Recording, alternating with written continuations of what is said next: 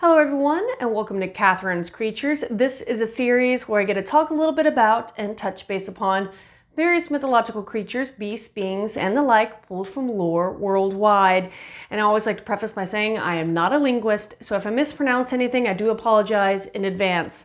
And today, for episode 148, I wanted to talk about the Huldufolk, or Huldufolk, from Iceland and the Faroe Islands. And essentially, the Huldufolk translates more or less to the hidden people. And this is a representation of variations of elves or elf-like creatures from those areas. And the Huldufolk are essentially supernatural beings that live in and among nature. And again, they have this kind of a humanoid appearance, so they are very similar to the way we look, though sometimes, again, depending on the descriptions, they may be a little more beautiful or alluring than the average person. In the Icelandic side of the belief, one of the distinguishing features is the fact that the full trim part of the nose is supposed to be on the more convex side versus concave side of shapes. In the Faroe Islands, they're described as being particularly large and always having black hair and wearing gray clothes. So there are some kind of visual differences between them and humankind. But again, these supernatural beings, these nature entities, exist in their own parallel reality, their own world that kind of is accessible to ours in certain ways, and where they can appear before us in our world in a way that we can see them and interact with them when they want. And the origin of the Huldufolk kind of has a little bit of a debate. Some people believe that they are essentially the synonym, more or less, to the Alfar, which is the Nordic or the Scandinavian elves.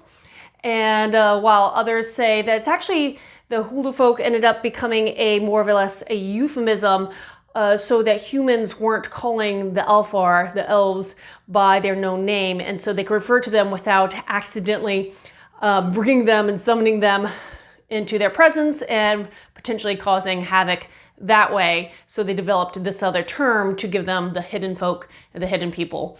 Though there is also arguments against this, saying that they were actually two totally different entities. They may share, again, the similarity of being kind of human-like in appearance and being one with nature, but they were never supposed to be the same kind of entity. And others still say that the Huldufolk may have come into being because it was a blending of various peoples and traditions, the Alfar from, again, the Nordic Scandinavian cultures, and the Irish versions of the little people, the fair folk, the good people, so they're fairy kind, and they blended them, kind of mishmashed them to create the Huldufolk, again, in Scandinavia and the Faroe Isles. So which one's true? I don't know, but those are all some potential origins of where these group of beings may have come about. And currently, there are different, in the belief system of the Huldufolk, there are certain holidays that have this very big connection with these hidden people. And these holidays, and they appear kind of similarly to various other kind of holidays that kind of connect with supernatural, especially in the more Christianized worlds. So it's New Year's Eve, Christmas night, January 6th, where in Iceland it's called the 13th night, sometimes referred to the 12th night, and Midsummer Night. So those four holidays have a strong connection with the hidden people, and again, the Iceland and the Faroe Isles. And in those traditions, they would, as part of celebration, create these elf bonfires, these big blazing bonfires at night. And this especially on January 6th. So again, that 13th night, as they call it in Iceland. So the 13th night, starting on Christmas Day, and kind of brings you, if you know the Christian calendar, into the Epiphany, etc., so on. But always those kind of markers are oddly tied to some of the paranormal and the fantastical realms that exist neighboring or parallel to or in another reality to us. It's kind of interesting to me. And today, if you go to some of these areas. Again, Iceland, there are certain sections of the population that still truly believe in the Huldufolk. So this is a current belief system that still exists today, even though they've been around for years among years and centuries upon centuries.